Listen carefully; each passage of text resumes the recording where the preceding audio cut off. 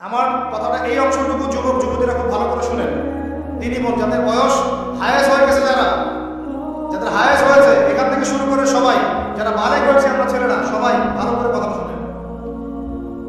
বাংলাদেশে পিছন থেকে একটা নতুন সমস্যা রাইজ করতেছে। সমস্যাটা হচ্ছে এমনিতেই আমাদের ছেলে মেয়েদের মধ্যে হারাম সম্পর্ক ছিল।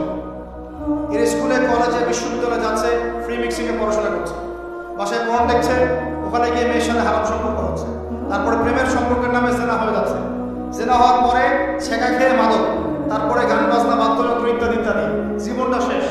এদিকে ওই ব্যভিচারী মেয়েরা কারো কারো ঘরে যাচ্ছে, তারা আমাকে বলতে দেন, ব্যভিচারী মেয়েরা কারো কারো ঘরে যাচ্ছে, ওদেরকে নিয়ে আপনারা আবার সংসার করতেছে। এই হচ্ছে না সিচুয়েশন। একজনের 5টা গার্লফ্রেন্ড, একজনের 4টা গার্লফ্রেন্ড, আর একজনের 3টা বয়ফ্রেন্ড, 4টা বয়ফ্রেন্ড। এই ধাপগুলো পার হয়ে এরা সংসারের জীবনে আসতেছে যখন বয়স হয়ে যাচ্ছে 25-30। সমস্যা কিন্তু এটা ম্যাক্সিমাম সবার ক্ষেত্রে হচ্ছে বলবো না, অনেক একটা বড় অংশের সমস্যা ফেস করতেছে। এর মধ্যে এই ফ্রি মিক্সিং এর মধ্যে শুরু হয়েছে নতুন একটা জিনিস, যে ভালোবাসার আবার লিঙ্গ কি। ভালোবাসার আবার এখানেই শুরু হয়েছে ছেলে ছেলে জেনা করা এবং মেয়ে মেয়ে জেনা করা। ছেলে ছেলে জেনা করা আর কি বললাম বলেন, মেয়ে মেয়ে জেনা করা। নাউজুবিল্লাহ। এটা কমে লুত, এর শাস্তি আসবে যদি আমরা তওবা করে ফিরে না আসি। এর উপরে এখন শুরু হয়েছে ভালোবাসার আবার ধর্ম কি। ভালোবাসার আবার, আমার সাথে পরে কি বললাম, ভালোবাসার আবার, এদিকে মনোযোগ দেন। ভালোবাসার আবার কি, ভালোবাসার আবার কি, এই কথাটা এই স্লোগানটা দিয়ে কি করা হচ্ছে আপনারা শুনেন। অমুসলিম ছেলে মুসলিম মেয়ের সাথে প্রেম করতেছে, অমুসলিম ছেলে মুসলিম মেয়ের সাথে প্রেম করতেছে, বলতেছে ভালোবাসার আবার ধর্ম কি। তুমি আমি একে অপরকে প্রেম মহব্বত করি, ভালোবাসি, এর মধ্যে ধর্ম আসবে কেন? বলছে তুমি আমার ধর্মে দীক্ষিত হয়ে যাও, অথবা আমি তোমার ধর্ম কবুল করে মুসলমান হয়ে যাব। এই মিথ্যা কথাগুলো প্রলোভন দিয়ে এখানে ওখানে পার্কে নিয়ে গিয়ে চটপটে ফুচকা খাওয়ায়, কফি শপে নিয়ে গিয়ে এভাবে আস্তে আস্তে আস্তে আস্তে মেয়েদেরকে লাইনে নিয়ে আসতেছে। আনার পরে শোনেন, কথাটাকে শুনেন, বুঝেন। আপনি ঠিক বললেও ঠিক, এটা না বললেও ঠিক, চলতেছে এটাই সমাজ। এখন কথা হচ্ছে, আমরা যদি আমাদের বন্ধের ইজ্জতকে বাঁচাইতে চাই, এই বিষয়টা সম্পর্কে সচেতন থাকতে হবে। মেয়েদেরকে ফুসলিয়ে ফাসলিয়ে এভাবে প্রেমের জালে ফেলে শেষমেশ বেড়ে নিয়ে গিয়ে ধর্ষণ বা গণধর্ষণ করে মেয়ের ওই ওভারির মধ্যে ওদের বীর্যপাত করে দিয়ে ওই ছেলেটার কোনো খবর পাওয়া যায় না, লাপাত্তা হয়ে যায়। কোনো কোনো ক্ষেত্রে টাকার বিনিময়ে মেয়েদেরকে পাচার করারও অভিযোগ পাওয়া গেছে, এবং এই কাজটার নাম তারা সংঘবদ্ধভাবে দিয়েছে, এর নাম নাকি লাভ জিহাদ। এবং বীর গর্বে ফেসবুকে পোস্ট দিচ্ছে, আজকে অমুক মেয়ের এটা করলাম, আজকে তমুক মেয়ের এটা করলাম। ভিতর থেকে একটা চক্র কাজ করতেছে, এবং এই চক্রের কেউই মুসলিম না, এই চক্রের কেউই কিন্তু মুসলিম না। বাইরে আবার পরিচয় দিতে পারে যে আমি মুসলিম, আমার নাম অমুক, নাম পরিবর্তন করে মুসলিম মেয়েদেরকে ফুসলিয়ে ফাসলিয়ে এই জেনার ফাঁদে ফেলে ওর পিছনে কিছু টাকা খরচ করে, কিছু সময় দিয়ে ওকে প্রয়োজনে ঘুমের ওষুধ খাওয়ায়, প্রয়োজনে আবার জাদুটনা করে, বান মারে, ওকে তাবিজ কবজ করে বিছনায় নিয়ে এসে ধর্ষণ বা গণধর্ষণ করে, ওই ভিডিওগুলো দিয়ে পরে ওকে ব্ল্যাকমেইল করে, পরে ওর কাছ থেকে টাকা খাওয়া শুরু করে, কোনো কোনো ক্ষেত্রে মেয়েদেরকে পাচারও করে দিচ্ছে। আমাদের মেয়েদেরকে বলতেছে কোনো অবস্থাতেই কোনো মুসলমান ছেলের সাথে কোনো অবৈধ সম্পর্কে যাবে না। অমুসলিম হলে তো কোনো কথাই নেই।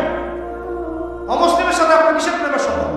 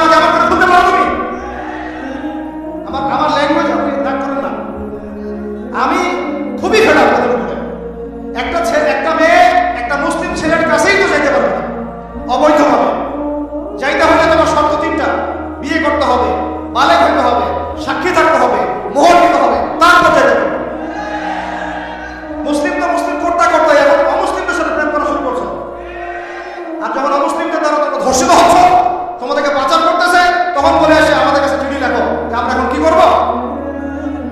এদের এদের কি ভাইয়া নাই? বাসায় কি বাবা নাই? বাসায় ভাই নাই? এই চক্র থেকে সাবধান থাকেন। আর আমাদের সমাজে যারা দায়িত্বশীল, রাষ্ট্রের যারা দায়িত্বশীল, যারা উপরে লেভেলে আছেন, এই বিষয়টার উপর কঠিন দৃষ্টি দেওয়ার জন্য আমি রিকোয়েস্ট করব। আমরা কিন্তু কোনো ধর্মের মানুষের সাথে কোনো দ্বন্দ্ব চাই না। চাই আমরা যে 50-60 বছর থেকে একসাথে বসবাস করতেছি, আমরা কি কোনোদিন কারোর সাথে মারামারি করছি? কোনোদিন দেখছেন যে খ্রিস্টান মুসলিম মারামারি হচ্ছে? ইহুদি মুসলিম মারামারি হচ্ছে বাংলাদেশে? হিন্দু মুসলিম মারামারি হচ্ছে বাংলাদেশে? দেখেছেন কখনো? এখন কি নতুন করে শুরু হলো?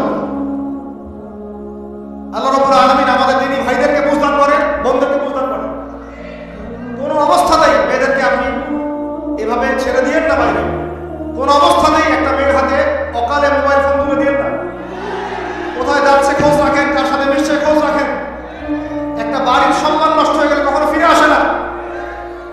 একটা মেয়েকে অপহরণ করেছিল রাজা দাহির, মুসলিম মেয়েকে। সেই ইজ্জতের বদলা নেওয়ার জন্য 17 জন ঘোড়সাওয়ার নিয়ে, কতজন? মাত্র 17 জন ঘোড়সাওয়ার নিয়ে মুহাম্মদ বিন কাসিম এই সিন্ধুর রাজা দাহিরকে আক্রমণ করে ওই জায়গায় পরাজিত করেছিল। একটা মেয়েকে নিয়ে ঘটনা ঘটেছিল। আমাদের বোনের ইজ্জতের এত ক্ষমতা। একজন নারী, শোনেন, একজন নারী বনু কাইনুকার বাজারে গিয়েছিলেন তার প্রয়োজনে। ইহুদি তার শ্লীলতাহানি করেছে, তার সদর খুলে দিয়েছিল একজন ইহুদি। এটা দেখে একজন মুসলিম ভাই সেখানে থাকতে না পারে ওই ইহুদির গর্দান নামিয়ে দেয়। এই ইস্যুকে কেন্দ্র করে ইহুদিরা মিলে ওই ভাইকে শহীদ করে।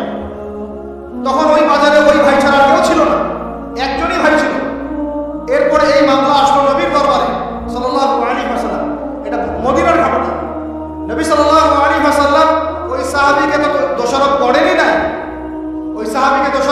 নাই, বরং নিজে বর্ম করে অন্য সাহাবীদেরকে বলেছেন তোমরা বের হও, আমরা বনু কাইনুকা আক্রমণ করবো, ওকে এখান থেকে বের করে দেবো।